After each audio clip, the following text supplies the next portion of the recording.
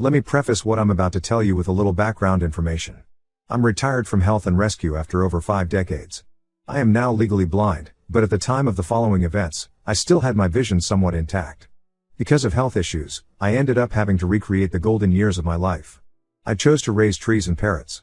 My son lived 1,500 miles away, so I lived alone as a geriatric wheelchair-bound old biddy who chose to live by the beat of my drum, cheerleader, Blackfoot, or Jew.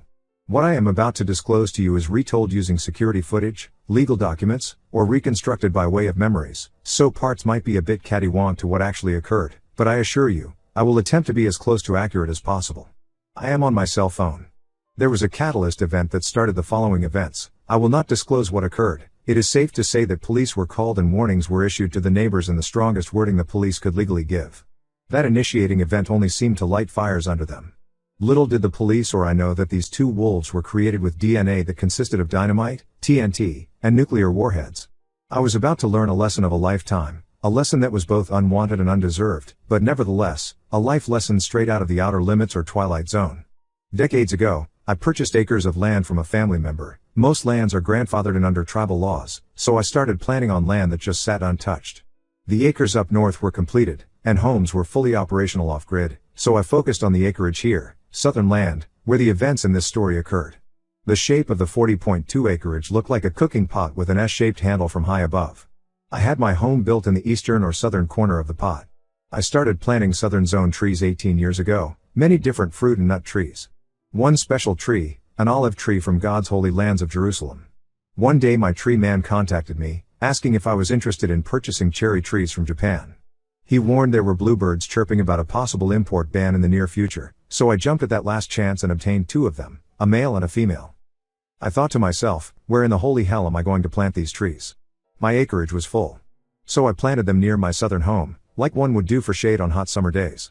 Little did I know that would be the wisest choice I could have made on many levels. The first season they bloomed, their fragrance could be enjoyed a mile away on a calm windy day. Their blooms proved to be one of the most beautiful things one could see, making them the showcase of my home. They are the first things your eyes scan to, and you become mesmerized by their enchanting beauty and fragrance. One of the many gifts from God. Throughout the following years, I noticed the female tree would throw babies every 3rd season, sometimes every 2nd. The roots of these saplings could, as they grow, strangle any trees near them. So they had to be uprooted and replanted on free ground. I planted them along the sides of my winding driveway, about a mile long, with the S-shaped handle, and along the sides of my home, like a gift-wrapped home of cherry blossoms. The land to my left was rocky, soiled land. The land adjacent to my S-shaped drive on the east side is still owned by the city and is marked as marshland. The west side of my property is developed with homes now but was undeveloped land at the time of this story, not earth that one could easily plant on, but some developers bought it and sectioned it into about 3/4 acre plots and built one home on the most southern plot. Years after this crazy mess ended, that developer built homes on the rest of those plots. When the new homeowners moved in, my years-long nightmare began. I put up chain-linked electric fencing, and unknown to neighbors, full audio-video day/night security cameras, because I had fruits, nuts, and vegetables from my garden come up missing the following season they moved in. All hell broke out the following spring. A year later, I had baby cherry saplings pop up. 9 of them, to be exact, for that season. I let them grow to a safe replanting age and rolled out in my wheelchair with buckets of water and a shovel in hand to get to work. As I was on the ground, busy digging up babies, the neighbor, I'll call Karen from here on in, came out of her house, demanding to know what I was doing. I informed her I was digging up the saplings to give to the neighbor who lived north of my acreage. She went from 1 to 100 in a tenth of a second, screaming at me about how I couldn't do what I'm doing, that the trees belonged to her and I had to give them to her. I informed her that would not be happening. This angered her even more, and she advanced towards me, spewing verbal vomit and anger. When she put a foot and hands on my fencing, 6 feet of electrified climbing challenge, in what to me was an attempt to climb over, she got the shock of her life. After she regained her breath, her verbal vomit became pathetically comical. I just kept repeating, my land, my fencing, my property, my trees. I will do as I please, Karen. Her response to being called Karen was, who is Karen? I'm not Karen, stop calling me Karen. I quickly grew tired of this tornado of spinning verbal vomit. I put my shovel into the earth upright, using it to upright my body, and climbed back into my chair. I grabbed the bucket that had a few saplings and yelled, bye-bye Karen. As I was waiting for my wheels to engage, I watched Karen go back into her house, and I went into mine. About 30 minutes later, I had my parrot screaming. Someone was ringing my bell and knocking.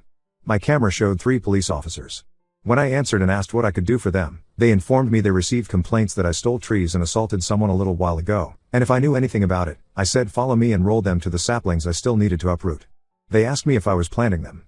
I said, no, I'm digging them up so they don't murder each other. They asked, where are the trees you're accused of stealing? I rolled them to my work shed, where I placed the bucket, and explained how I had to uproot the babies because their roots strangled each other. They then asked me to take them to where the supposed assault happened. I rolled them back to the saplings in the ground, pointed to the fence line, and said there. They asked where, and clearly, they were confused. At this time, Karen ran out and started her verbal vomit again. Both cops tried to get her to calm down and return to her home, but to no avail. They called for backup. After what seemed like an eternity of ear-shattering, nauseating verbal vomit from her, she was manhandled into submission by 4 of our finest in blue and pulled back into her home. The 2 cops with me asked if I could try to be a little more clear as to what had occurred because she was clearly incensed in anger. I asked the cops to not believe a word I say. Both cops' eyes bugged out of their sockets and their mouths dropped to the ground, because in any argument, there are always 3 sides, her side, my side, and the truth. They both quickly said, okay, what exactly is the truth? Almost in unison. Without saying a word, I pulled my cell from my wheelchair pocket, pulled up my Security Archives app, narrowed in on the time in question, put the cell on speaker with volume turned up to max, pushed play, and handed the cell to them.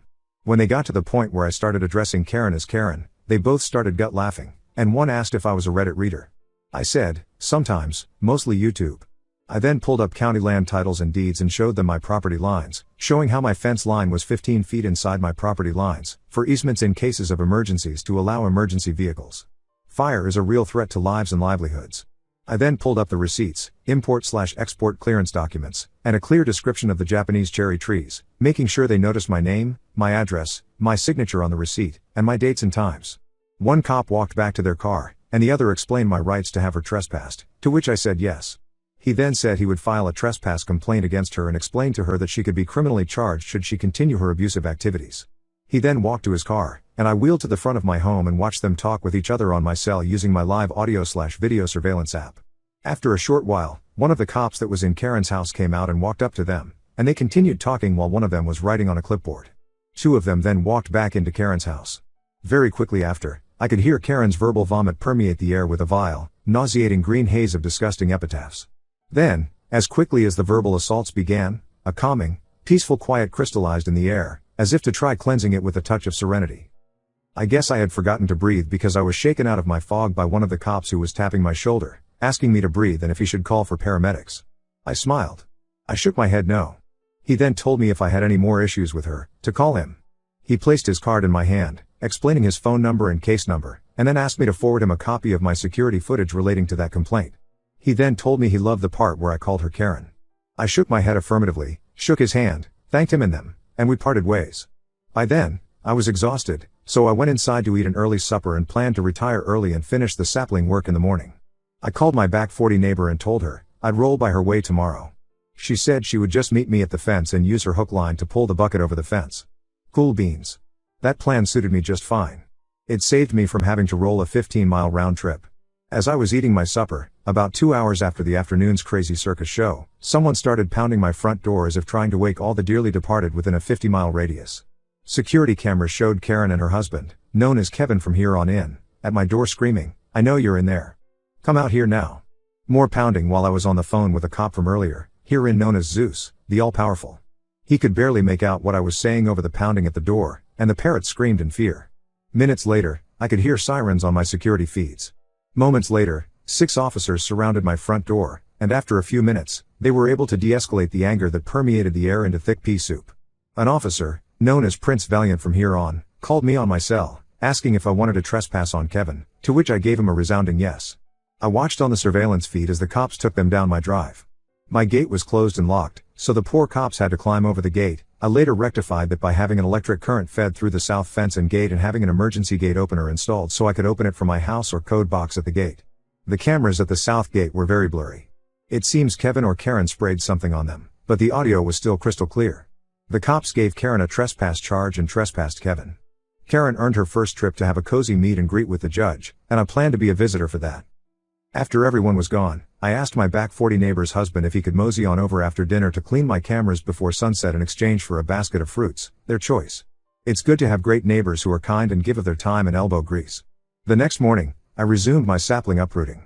Karen came out to offer reruns of her verbal vomiting, her Karenisms, and her mental gymnastics of pure rage and craziness. It was then that I confirmed in my mind that this Karen was a special kind of Karen, a narcissistic sociopath who lived in some altered reality that consisted of unicorns, rainbows, and minions of monkeys who were at her every beck and call. I finished the last sapling and pulled myself to my chair to put all the saplings into one bucket. While I was calling back my neighbor to meet me at the north corner, I rolled past Karen. She started screaming at me, demanding I hand over her trees. I told her, "Karen, we went over this yesterday. What is your mental malfunction, Karen? They're not your trees, Karen, I promised them to my friend. Not you." I made my way to the back 40 neighbor, who asked me what was going on. While I was explaining to her the preceding day's circus show of crazy, our finest in blue rode up to us on the eastern easement. It seemed Karen called and made a second complaint against me for stealing trees. Only at that time had I supposedly taken money from her in exchange for the saplings. This cop knew nothing of the prior day's events. So, the three of us viewed the security feeds of 50 Shades of Crazy. It's a great movie, people, hilarious with healthy helpings of aggravation and exasperation. My poor neighbor just kept shaking her head and told the cop that Karen needed a pretty new white jacket with extra long sleeves and pretty ties that could put gorgeous bows on her back. The cop snickered. I added that Karen should either also get a long time out in a pink room or a cool bouncy room, extra padded because Karen was that extra special kind of Karen. The poor cop lost it with that. I have a special kind of cruel, and my back 40 neighbor gets me and my very dry sense of humor. After the poor cop regained his composure, he told us he was all over this. This cop will here be known as Copper Bean, in reference to the British funnyman Mr. Bean. Mrs. Back 40 and I chatted for a while longer. We arranged a time for her to come over to pick fruits and stop by for tea, and then we parted ways as I had workmen due to arrive to restyle my south fence and gate. God bless the men who can weld steel into beautiful masterpieces of gatework. After the electrician, fence man and his co-workers finished up, I invited them up to my house for a quick barbecue of burgers and a salad, from my garden. Our late lunch was disturbed by a barrage of screeching that broke our sounds of silence, shattered the stratosphere, and gave the angels above some heavenly hearty laughter. Apparently, Karen had gotten her hands on a megaphone. I called 911 non-emergency. The funny thing is, at that time I didn't have to say a single word, but I could hear the 911 operator tell me she was sending the squad back out there. Poor Copper Bean would be given a repeat performance of the movie 50 Shades of F Crazy. Poor Copper. Karen earned another meet and greet with the judge and a couple more charges of breach of peace and harassment of a disabled elderly person. We offered poor Copper Bean a burger and tea. He took us up on our offer and called in for a 20-minute break. We had a too short, lovely respite that ended all too suddenly as poor Copper was called back into service. He thanked us, chugged his tea, grabbed his burger, and ran. I told the workers, "Welcome to my life, a never-ending soap opera entitled As the Crazy Circus Turns." They heartily laughed. Good men. They get me. They thanked me, packed up, and did one last test at the gate before they left. All was quiet on the eastern wall, fence, but we all know that hair-raising, fear-evoking old adage it's always calmest before the storm, don't we? Well, on a Saturday morning, I was out pulling veggies from my garden. I heard a faint hissing sound I couldn't make out.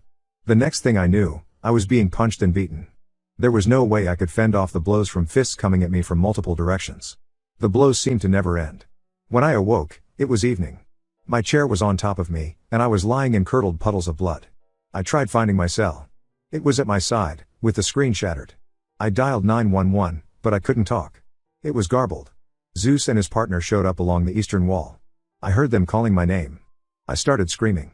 It was all I could do. I guess they called it fire because, after a short while, I could hear more sirens. I texted Zeus the code to open the south gate. They found me, my saviors, my angels, in human bodies. I will spare you readers all the gore and simply say I ended up with my jaw broken in 3 places, 7 broken ribs, a punctured lung, a concussion, a lacerated liver, as well as other soft tissue and organ injuries, major black eyes, and a broken arm. I'd read for weeks. My body looked like a patchwork painting in hues of white, black, blue, purple, and crusted browns. I looked at the pretty picture. Zeus and Prince Valiant visited me after I arrived back home from the hospital.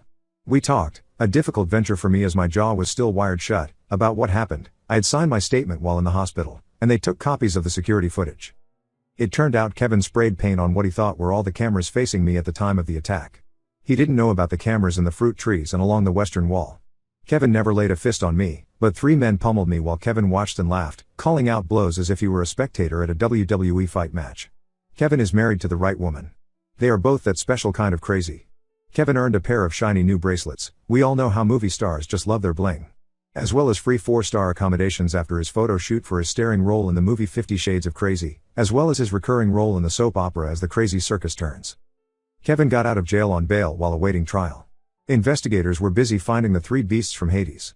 I told the investigators to search Kevin and Karen's friends, associates, and family members because I had never seen them before. Well. Investigators do what investigators do, oh, so well. Weeks later, they found them. It turns out they were Kevin's three younger brothers. All I can say is Kevin's family tree grows nothing but rotten worm-ridden sour bitter apples. Arrest warrants were issued and forwarded to 5 states. They were picked up in their home state and issued their own sets of bling and given photo shoots and 4-star accommodations of their own with promises of free vacations when travel plans were made, extraditions to my state. Well, I assumed Kevin didn't like that we, the police and I, gave his brothers their starring roles in this crazy soap opera and movie. The night Kevin's brothers were given their bling, my security cameras caught Kevin and Karen going shopping on my land. I called the brave boys in blue. They came up dark, no lights or sirens. Putting in that code box at the south gate turned out to be a blessing. And the drama play Kevin and Karen put on in my backyard was priceless. I popped my corns, sat back, and was entertained. Nay, I was mesmerized by the pure audacity and entitlement of the case. Their impromptu acting was chock full of gut-splitting jocularity at its finest. I remember thinking I needed to plan for an Emmy Award show because they both certainly earned one that night. A mix of Laurel, Hardy, and Monty Python. The play was truly a sight to see. 4 cops were chasing 2 rather rotund people around as they were throwing their ill-gotten gains at the poor officers. Truly a food fight of gargantuan proportions. As all plays do, this one came to a European end. After the bling was passed out and the curtain fell, the 2 Ks were taken for photo shoots and given spot treatments, to wash off all the food stuck on them. They were given their 4-star accommodations and invitations to visit the judge. 8 days after the Special K Food Fight Festival, I was suddenly jarred awake to the thunderous sounds of engines roaring, earth shaking and pounding, and the fingernail on chalkboard screeching of metal on metal, loud enough to wake the slumbering angels in the heavens above. I called the police, and by that time I had 911 on speed dial. I later found out the back 40s had also called in the boys in blue. Karen's 2 brothers were caught red-handed in their trucks with oversized tires, to make up for what they seemed to lack between their legs, and chains attached to their tow hitches. The other ends of those chains were attached to what was left of my mangled fencing. Several poles were pulled out of the ground, and the chain link more resembled silver ramen noodles that were poured into a pile on the ground. Sparks were flying everywhere. It looked like the 4th of July. These 2 brothers turned out to be a special kind of stupid, attaching metal chains to a metal truck, then attaching the chains to an electric source? Really? I shut off the power grid to the fencing, and the ramen noodle chefs were given their own bling and 4-star accommodations. Okay folks, if you've been keeping up on your head count, we are up to 7. I thought to myself ... just how bad can this soap opera movie get tilde? Little did I know, how little did I know. How naive I was. I still had a lot of learning to do to find out just how deep this crazy rabbit hole went. While I was busy having my security fencing rebuilt and fortified, I was waiting with eager anticipation for my day to shine in court.